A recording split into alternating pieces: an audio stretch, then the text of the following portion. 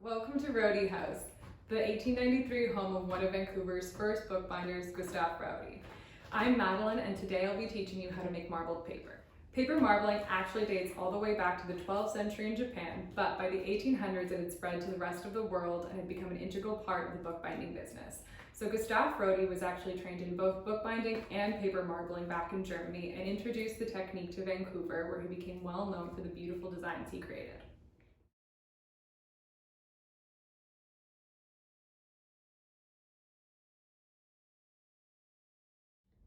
Now, the method that Gustav used is far more complicated than the technique that we'll be using today. However, with a few household ingredients, we can create a similar effect, which we can then use in other craft projects and even create your own journals or cards.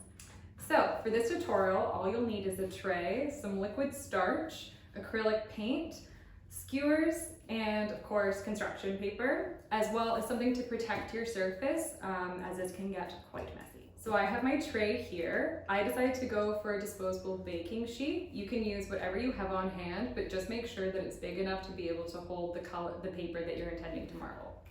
And inside here we have liquid starch, which can be pretty hard to source, but you can easily make your own at home, which just requires 4 tablespoons cornstarch to half a cup of water, then add that to 6 cups boiling water on the stove, allowing it to simmer for 2 minutes and then have it cool completely. And then next, you want at least 3 different colors of acrylic paint. I added mine to little cups here, and you want to add a little bit of water to them so that they're loose enough so they can sit on top of the surface when you pour them. Now we want to lightly pour the paint onto the starch.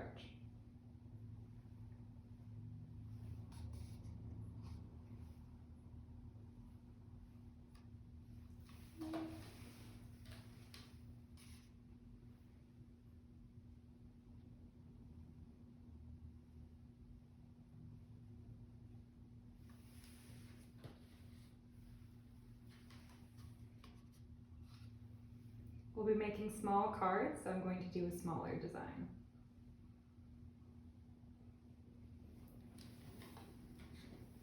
Now you just want to take your skewer and start marbling.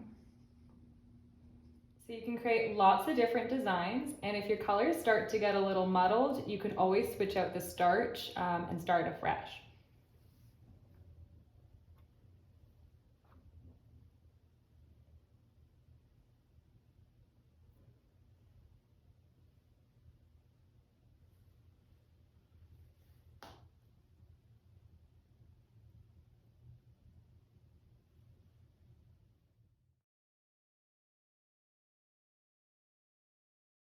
So once you've created a design that you like, take the paper you've chosen and lightly place on top of the design before lifting out. And there you go. Now you want to set this aside onto wax paper and let it dry.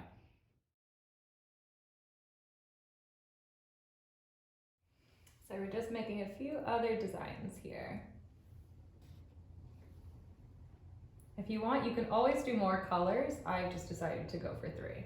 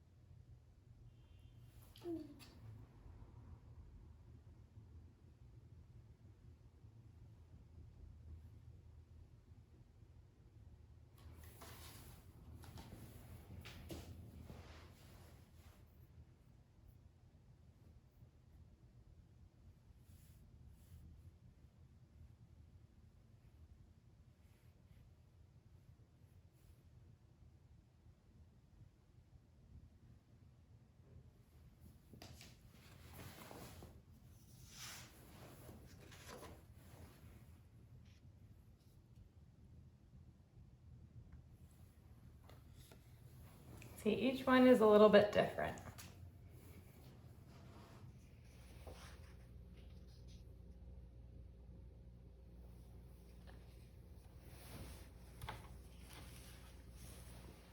As you can see, you can use different colored papers to create different effects.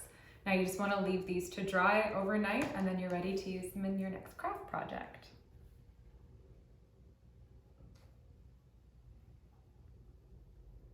And to end today, here's an example of one of Gustav's beautiful marbling designs. Thank you for watching and we look forward to seeing you at Roedde House soon.